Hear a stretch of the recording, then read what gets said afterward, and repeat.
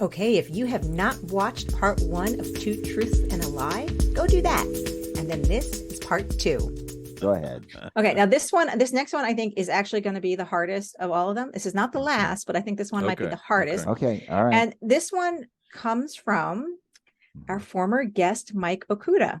Get out of town. Mikey. Now, what he chose to do was give us some truths and lies about the series For All Mankind, which I don't think we're watching yet. So that's why this is going to be really hard. Okay. All right. It'll be fun. It'll be fun. This is all, this is going to be a very interesting one. And so this super is cool. So this is all about doing this. About the alternate history. This is going to be the alternate history universe For All Mankind. So which one are true, or which one are facts about that timeline, and which one is the lie? Okay. You guys ready? Go ahead. Okay. Number 1, NASA astronaut Molly Cobb was the first American woman on the moon. Number 2, Soviet cosmonaut Yuri Gagarin was the first human to walk on the moon. And number 3, North Korean astronaut Lee Jung-gil was the first human to set foot on Mars. 1 minute starts now. Oh, I'm juggling I feel like 2 and 3 are true. I think we need to use the old test taking rule that if we don't know the answer, we always choose B. Right I was in the going to middle. go with D, none of the above. We'll go with D, none of the above. I think it's number 1 or A in this case. Okay. That she was the first.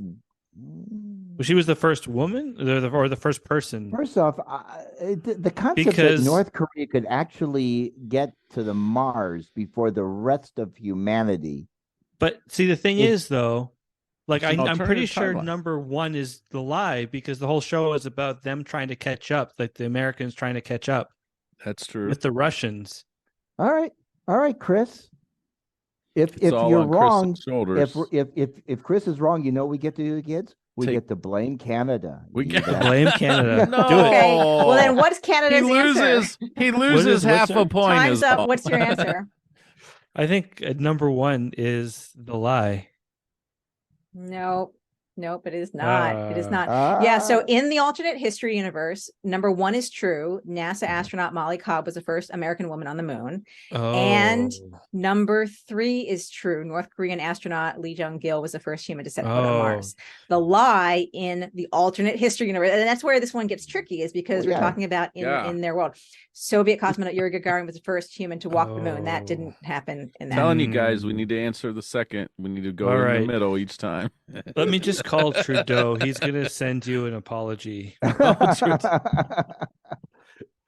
still surprised that they could actually write that North Korea could have made it to Mars. It's an alternate history. I know, but that's really alternate. Yeah. Okay. Have you not watched a single second of Star Trek, Steve? Yeah, I know. Crazier stuff happens. It's alternate to just go ahead. Okay. Okay. The multiverse strikes again. The multiverse. Go ahead. Okay, you guys ready for the next one? Yep. Okay. I need to redeem myself. Okay. Yep. Well, on behalf of all Canadians, this one's going to be really interesting. This one was from former guest Larry Nemechek. Oh, Larry. Okay. Larry. Cool. Yep. I'm so impressed, Adina. This is fantastic. See what I'm doing when I'm like, Hey, Larry. No, this is good that you've actually gone to. I kept waiting for you to say the yes questions are from my son Frank. No, I should have done that, but no. Yeah. No. Ed from He was Shatner? technically a guest. No. Maybe Shatner Worf? has been a guest. No. Okay. Well, anyway, go ahead. so Larry, here are his submissions. You guys ready? Okay. Yeah. Okay. Number 1. He hosted a convention trivia game audience where no one could answer what color is Spock's blood. Number 2, Avery Brooks and him have the same suit size. And number 3, he once loaned Connor Trenier a pair of shoes when his were soaked shooting precious cargo. 1 minute starts now. I'm going to go with 3 being true. Yeah, 3 is true because there was a water scene by the river when he's with the princess. Yeah, because they're in a swamp, I think, right? Yes, exactly. So there's definitely some shoes getting ruined. Okay, so 3 is true. Larry's a nice guy. He would have loaned him some shoes. What about Avery Brooks? And him having the same size? Avery's a big guy. Is he? I I thought think he was. I thought he was a bit taller. short because there was the whole really? because that's why Riker or Jonathan Frakes' shoulder or his uniform was rolled up in Generations because he was wearing Cisco's uniform, but it was too small on him. So I feel like maybe Are you sure? I've never heard that. I feel like number 1 is probably no. Wait, so which one's the lie? Oh, that's the lie. Is they same your size? time to be is number up. 1. Time I is can't up. imagine. I didn't know. even get to give my 2 cents. Well, okay. If you guys need another couple No, seconds. don't break the rules. seconds. No. They're my rules. I can do whatever I want with them. Oh, okay. What's your answer? What's y'all's Without answer? rules, we're just animals. I forget what number 2 was now.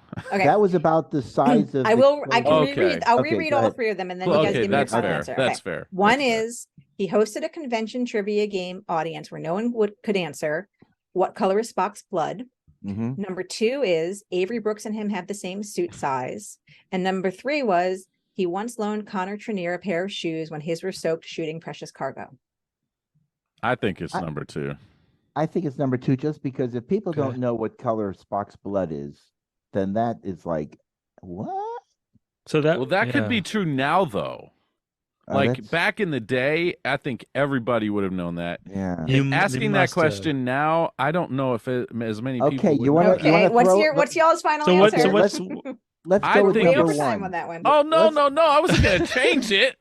I still think it's number 2. Let's just go with number 2 then. You want to go with number 2? Is number 2 the group final answer? Yes, I guess. Yeah. Okay. No, guys. No. Number 1. No, it was number 1, right? His commentary on number 2 was it's truth because Larry wore his tan suit from Far Beyond the Stars when he was an Archer speech audience guest extra in the finale episode of Enterprise. And he knows because of the costume tags that are on it. So that's how he knows. I'll be darned. Okay. It's not number 1 either. He said it was their college mini con and there were like only 6 or 8 people playing. But okay. Come on. So they just happened to get the right crowd for that. The wrong crowd. The wrong crowd. It depends on how you think about it. Right. Yeah. So the lie was loaning Connor Trenier a pair of shoes. And you 2 Enterprise guys got that wrong. It just seemed like that was a nice thing. It's nice and specific, but that's why this was a good example. It was a good submission. It's like he said, Larry said this is totally bogus and is not even tweaked from any truth in any way. I love that story though. What a cool story to not be true. I mean, that's too bad. I think that would have been it's like, hey, I'm Connor, sad that his a pair of shoes shoes. ruined. I got some shoes. What are you size? 8 3/4? That's me. Okay, go ahead. Okay, guys, we got one more. We have one more. I don't want it to end though. I know. Okay, all right. One more. You guys ready? Okay, yeah, go ahead. Yes, you guys can do this. Okay. Okay, good. And this one's a little long. Okay, so you're just gonna really pay attention. Maybe even take some notes. Okay.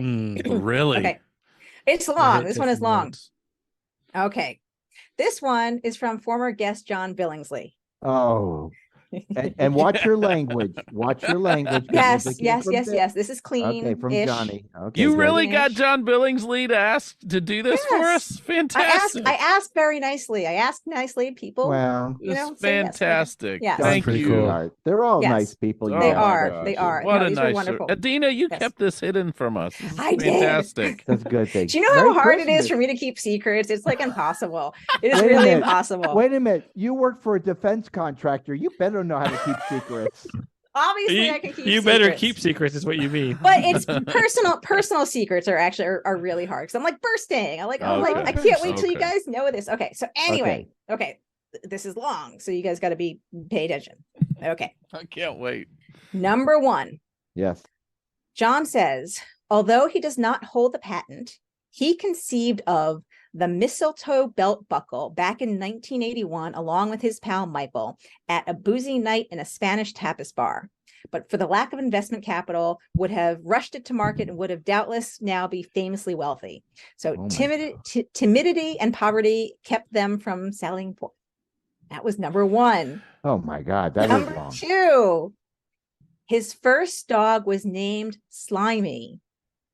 because he liked to roll around the muck of their neighborhood drainage ditch. He would come home covered in a webbing of green slime, but he was very smart. He would put his paw on the outdoor spigot to signal it was hosing off time, and then he would enjoy the bath, and it was John's job and his brother's to give him the bath.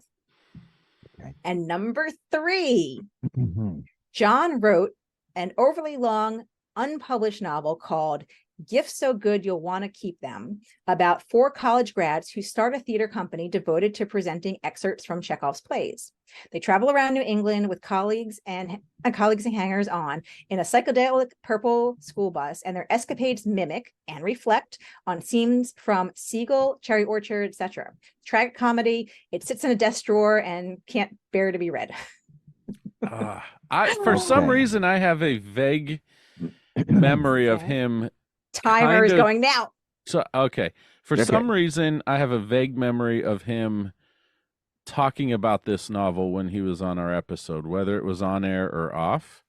So I think the novel is true. Okay. Yeah, because remember, he said he's never published anything. Yeah, it's not published. Yeah, because I think we asked that question. Have you ever published it? So, and then the second story is so adorably far-fetched. I think it probably would have happened. The dog? Yeah, about his childhood dog. It seems like something that could have happened. So the nickname was Slimy, right? Not the actual name. Yeah, okay, the nickname. No, because it's Slimy because the dog would do that. And that sounds something like you and your brother.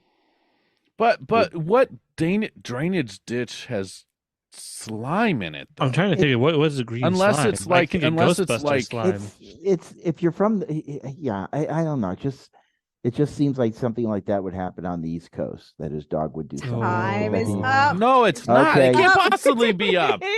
and I don't know, the whole idea about the mistletoe thing is such a Shaggy dog story, not Slimy dog, but Shaggy dog, that I don't know. It just seems like one might be the. It seems like a Kramer idea. It's I once caught a fish this big. Okay, guys. Okay. All right. I need you to start. What's your answer? We got to come up with an answer. What is your answer? Can't be 3. I don't think it's 3. I want to say 1, but I'm thinking it could be 2 as well, though. I think let's say. What about 1? Why don't we just go with 1? That seems like it's okay. Mistletoe. 1. Okay. So let me tell you, when he first sent these to me, he made me guess also before he told me which one. Okay. And I guessed wrong. I guessed number 2. I guessed the dog. And the reason why I guessed the dog was because number 1, I remember him talking about a mistletoe belt buckle. I don't know if it was in our interview or another interview, but I know I'd heard him tell that story before. Okay. And then number 3, the thing with the novel is the unpublished novel is I feel like, so he's really, well read. And he studied literature in college and everything. And I feel like everyone has tried to write a novel at some point. So that's like what process of eliminated me to 2, the dog named Slimy. No, 2 was true. It was 3. The novel is the one that was the lie. Yeah, okay. Never wrote that. Okay. I'm sorry, fellas. So I want to ask you about the belt buckle then, because with that, the rules apply because they're supposed to be under mistletoe. Right. Mistletoe belt buckle. Wink, wink. Oh, okay. All right. You know something? I got it. Yep. Chris. Okay, that is so John Billingsley. Right. It is so John. That is really. That's hilarious, but that's not right. That's not right. It may not be right, but it's something John would have. There's something here your friend invented, apparently. Okay, guys. Thank you. That's hilarious. That was so much. That was great. That was such a fun game. So, yes, it was. Yeah. Thank you, everybody. Thank you, guys. Thank you to all of you who watched from home, wherever else you have to be. I'm wondering how did everyone else do? Let us know in the comments here, or you could even go find our Twitter feed or our Facebook group and talk to us there. There's so many ways to interact with us, but definitely make sure you like and subscribe here. And don't forget to tune in when we start season 4 of the Big Sci-Fi podcast.